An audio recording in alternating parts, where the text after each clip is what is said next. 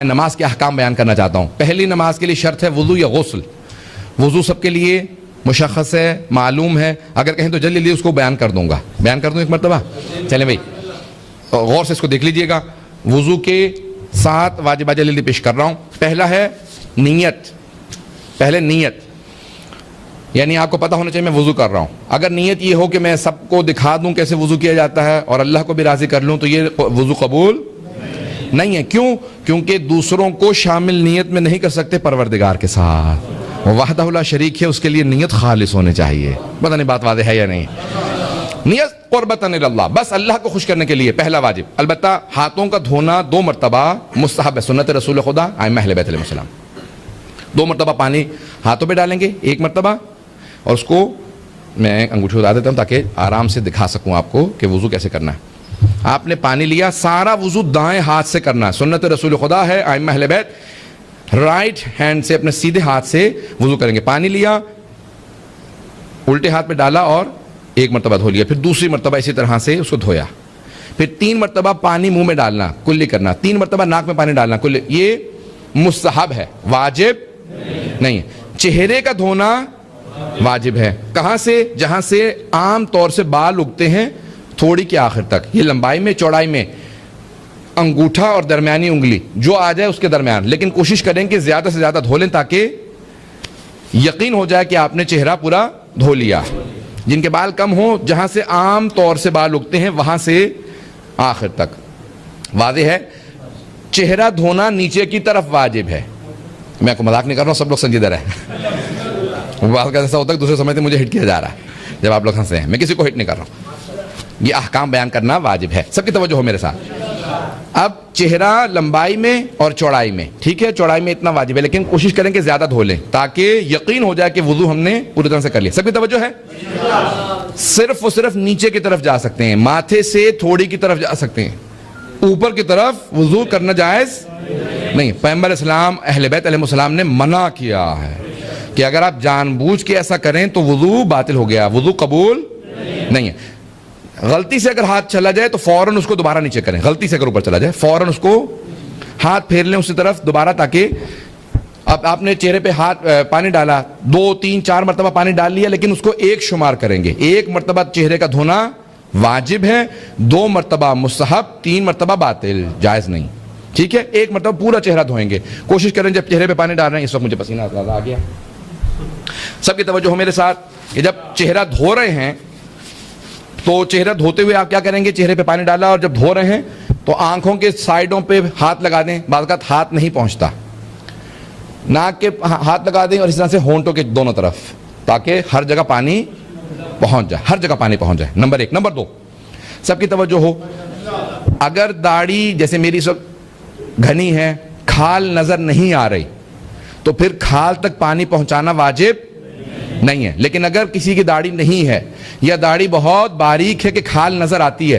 تو پھر کھال تک پانی پہنچانا واجب ہے۔ یہ بات واضح ہے سب کے لیے؟ اب چہرے پہ پانی ڈالا، کلیئر ہو رہا ہے سب لوگوں کا؟ یہاں پہ جو سوالوں کا انسان ہاتھ کھڑا کر کے سوال کر سکتا ہے، جلدی بیان کروں گا۔ یہ ساری چیزیں احکام بیان کرنا واجب لازم سمجھتا ہوں۔ تو اب آپ کا چہرہ دھونا واجب، ٹھیک ہے، آپ نے دھو لیا چہرہ۔ اس کے بعد پھر یہ دوسرا واجب، تیسرا واجب ہے دونوں ہاتھوں کا دھونا، پہلے دایاں پھر بایاں۔ پانی کیسے لیں گے؟ مستحب ہے، سنت رسول خدا ہے کہ دائیں ہاتھ میں لے کے بائیں میں ڈالیں، واجب نہیں ہے، لیکن سنت رسول خدا یہی ہے۔ اہل بیت علیہ السلام پانی لیتے تھے، دائیں ہاتھ سے بائیں ہاتھ میں ڈالا۔ مردوں کے لیے کوہنی سے ڈالیں گے اور آخر تک پورا دھونا۔ خواتین کے لیے کوہنی کے اندر سے پانی ڈالنا مستحب ہے، پہلا یہاں سے دوسرا وہاں۔ مردوں کے لیے کوہنی سے پہلے ڈالیں گے، بعد میں یہاں پانی ڈال کے اس کو پورا آخر تک، کلائی تک دھونا کافی نہیں ہے، انگلیوں کے پوروں تک دھونا لازم ہے۔ کوشش کریں کہ ہر جگہ پانی چلا جائے، ہر جگہ پانی چلا گیا، ٹھیک ہے۔ اسی طرح سے الٹے ہاتھ کو دھو لیں۔ اب یہ جو پانی بچ گیا، اسی سے سر کا اور پاؤں کا مسح کرنا ہے، اور پانی باہر سے نہیں لینا۔ یہ نہیں ہے کہ آپ نے خشک کیا اس کے بعد پھر باہر سے پانی لیا اور مسح کر لیا، یہ وضو باطل ہے، قبول نہیں ہے۔ آپ نے اسی وضو سے سر کا مسح کرنا ہے۔ سر کا مسح کیسے کرنا ہے؟ اتنے حصے میں، یہ جو سر کا اوپر کا حصہ ہے، دونوں طرف اگر زخم ہو یا پٹی وغیرہ ہو تو پھر سائڈ پہ کر سکتے ہیں یا پیچھے کر سکتے ہیں، لیکن نہیں تو واجب ہے کہ سامنے مسح کریں۔ 1 انگلی کی لمبائی چوڑائی پہ مسح واجب ہے، اتنی لمبائی اور چوڑائی، جتنی 1 انگلی شہادت کی انگلی جسے کہا جاتا ہے، اتنی عام طور سے اتنی لمبائی چوڑائی کا مسح واجب ہے. 3 انگلیوں تک رکھنا مستحب ہے, واجب نہیں. سب کی بات ہے یہ. جب مسح کر رہے ہیں تو سر کو ہلنا نہیں چاہیے, یہ مسح قبول. سر رکا رہے, انگلی سے ایسے آپ نے مسح کیا, یہ مسح قبول ہے. یہ بات واضح ہو گئی. اب آپ نے جب مسح کر لیا, سر کا مسح ہوا, اسی طرح سے پاؤں کا مسح. یہ آپ کا دایاں پاؤں, پہلے دائیں پاؤں کا مسح کریں گے, پھر بائیں پاؤں کا مسح کریں گے. دائیں پاؤں کا مسح دائیں ہاتھ سے, بائیں پاؤں کا رائٹ فٹ رائٹ ہینڈ سے, لیفٹ فٹ لیفٹ ہینڈ سے. یہ آپ نے مسح کرنا ہے. پہلا نیت, دوسرا چہرے کا دھونا, تیسرا دونوں ہاتھوں کا, چوتھا سر کا مسح, پانچواں دونوں پاؤں کا مسح. اس کے بعد ترتیب واجب ہے, آگے پیچھے ترتیب نہیں کر سکتے. اور پھر موالات, پے در پے, یعنی ہر چیز وداؤٹ گیپ, فاصلے کے بغیر. چہرہ دھو لیا, اس کے بعد باتیں بوتیں کر لیں, اس کے بعد پھر کہا چلے میں ہاتھ دھو لیتا ہوں. ہاتھ دھوئے, وہاں سے آ کے جرابیں اتاری, آرام سے بیٹھ کے سر کا مسح کیا, پاؤں. یہ وضو نہیں ہے, مذاق ہے. وضو جو ہے موالات کے ساتھ کرنا واجب ہے. کلیئر ہو گیا؟ کوئی سوالات تو نہیں ہے یہاں پہ؟ جلدی سے اس کو مکمل کر کے آگے بڑھوں. اچھا,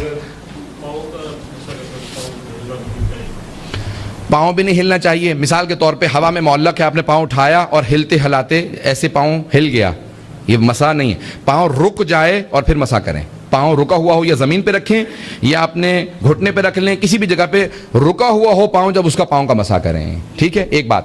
اس کے علاوہ پھر اگر غسل ہے تو پھر غسل کے احکام میں, بچے موجود ہے اس لیے میں جلدی اور ریکارڈ بھی ہو رہا ہے, تفصیلات میں نہیں جا سکتا, ممبر کے احترام میں سب کے ذہنوں میں.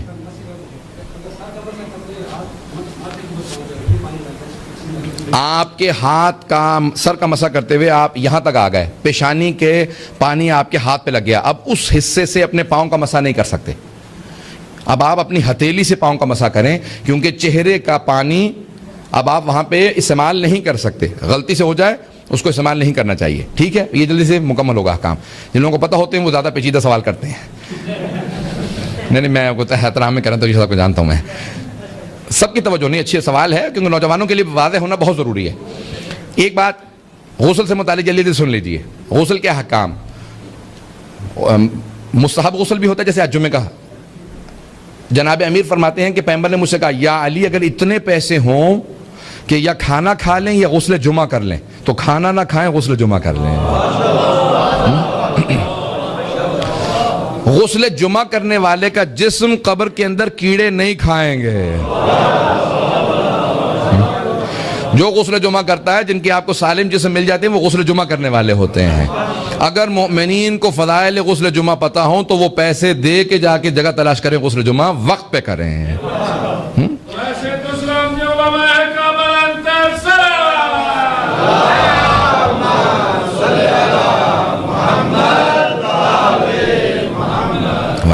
توجہ ہے سب لوگوں کی؟ تو غسل جمعہ مستحب ہے. اس کے علاوہ بے انتہا غسل مستحب ہیں. ہمارے فقہاء میں درمیان میں اختلاف ہے کہ غسل جمعہ آیا وضو کو کی کفایت کرتا ہے یا نہیں کرتا.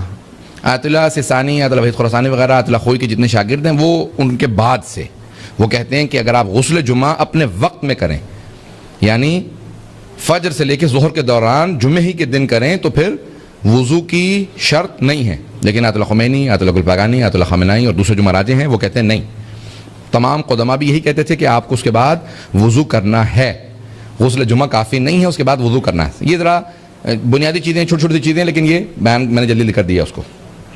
لیکن غسل جنابت کے بعد وضو نہیں کرنا چاہیے, اسی سے نماز پڑھنی چاہیے غسل جنابت کے ساتھ. اب غسل جنابت کے حکام, غسل جمعہ کوئی غسل, میت کا بھی جو غسل ہوتا ہے وہ بھی ایسے ہی ہوتا ہے. بہت سے لوگ کہتے ہیں میت کو کیسے نہلاؤں گا, 3 غسل واجب ہیں اس کے بھی, اور وہ ایسے ہی ہوتے ہیں جیسے خود انسان غسل کرتا ہے. بہت سے لوگ پریشان ہو جاتے ہیں, زندہ سے ڈرتے نہیں, مردوں سے ڈرنے لگ جاتے ہیں. زندہ انسان زیادہ خطرناک ہوتا ہے بھائی. سانپ کے دانتوں میں زہر ہوتا ہے, بچھو کے دم میں زہر ہوتا ہے, کیکڑے کے پیٹ میں زہر ہوتا ہے, انسان کے پورے جسم میں زہر ہوتا ہے. بڑا زہریلا ہوتا ہے انسان. آپ تو ایسے سونا جیسے مجھے ہی پتا بس سارا انسان کا, آپ لوگوں کو کچھ نہیں پتا. انسان سارے یہاں پہ ماشاءاللہ. میں جلدی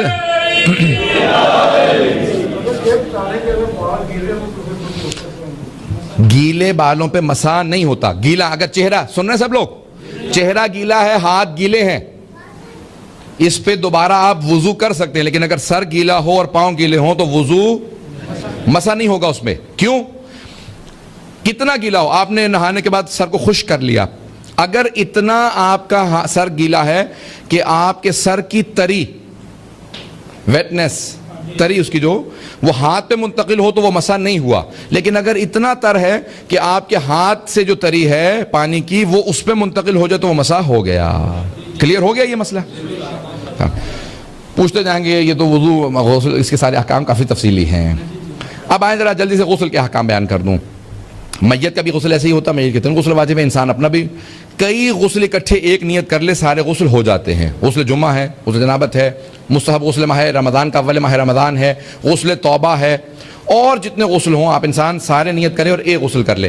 پورے سر کا، چہرے کا دھونا واجب ہے، گردن زیادہ سے زیادہ اس میں دھو لیں، یہ پورا چہرہ، آنکھوں پہ ہر جگہ، کھال کے اوپر ہر جگہ، سر میں، داڑھی میں، ہر جگہ پانی پہنچانا واجب ہے۔ آنکھیں بند کر کے پورے آنکھوں پہ، کان، سب۔ اس کے بعد پھر دایاں حصہ، پھر بایاں حصہ۔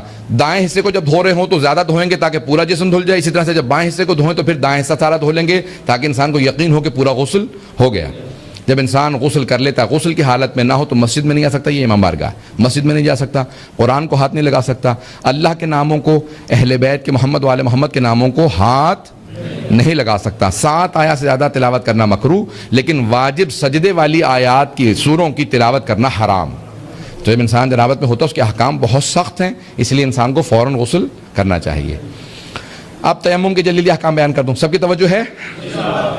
تیمم بھی جلدی بیان کر دوں۔ غور سے دیکھ لیجئے، اگر انسان کے سامنے پانی نہ ہو، بدل از غسل یا بدل از وضو، اسی طرح سے اگر انسان کے لیے پانی مضر ہو، پانی بہت ٹھنڈا ہے، سردی بہت زیادہ ہے، انسان اگر نہائے گا تو بیمار ہو جائے گا، شریعت نہیں کہتی بیمار ہو جاؤ۔ اسی طرح سے اگر وقت نہیں ہے، نماز قضا ہونے والی ہے، تو آپ فوراً تیمم کر کے وضو کر لیں، آپ نماز پڑھ لیں، بعد میں پھر غسل بھی کریں گے۔ تیمم کیسے کرتے ہیں؟ خاک کے اوپر کریں گے، مٹی کے اوپر کرتے ہیں۔ یہاں تو اتنی دھول، گرد و غبار نہیں ہوتا، ہمارے ملکوں میں گرد و غبار اتنا ہوتا ہے کہ کپڑوں پہ اگر زور سے ہاتھ ماریں تو اس میں گرد نکلتا ہے۔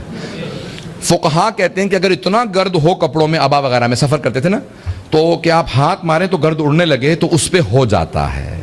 ہاتھ ماریں، کیسے ماریں گے؟ سب توجہ سے دیکھیں۔ وضو کرتا ہوں، تیمم کرتا ہوں، بدل از وضو یا غسل، 2 مرتبہ ہاتھ ماریں گے، اپنی انگوٹھیاں وغیرہ سب اتار دیں، اگر بہت زیادہ مٹی لگ گئی ہے تو اتار بھی سکتے ہیں۔ اور پھر کیا کریں گے؟ اپنے چہرے کو پہلے اور پھر اس کے بعد ہاتھوں کو۔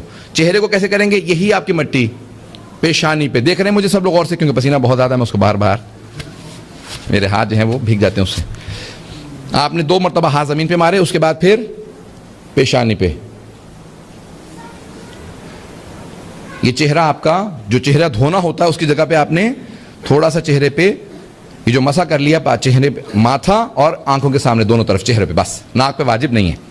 اور پھر اسی طرح سے کلائی، یہ ہے کلائی، یہاں پہ ہاتھ رکھیں گے، پورا ہاتھ رکھ کے، انگوٹھا الگ نہیں ہونا چاہیے، یہ آپ نے پورا کا پورا مسح کیا۔ اسی طرح سے یہ ہاتھ آپ نے پورا مسح کر لیا، یہ آپ کا تیمم ہو گیا، چاہے وضو کی جگہ چاہے غسل کی جگہ۔ غسل کی جگہ 2 مرتبہ ہاتھ ماریں گے اور اس کا اسی طرح سے آپ تیمم کر لیں گے۔